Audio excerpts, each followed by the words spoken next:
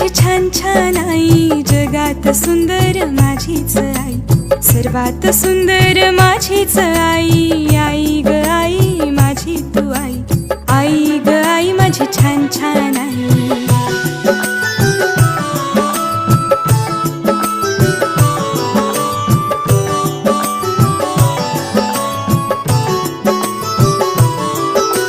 खाऊ पिऊ देतेस खूप छान छान, लाडवाचा घासही भरवतेस छान.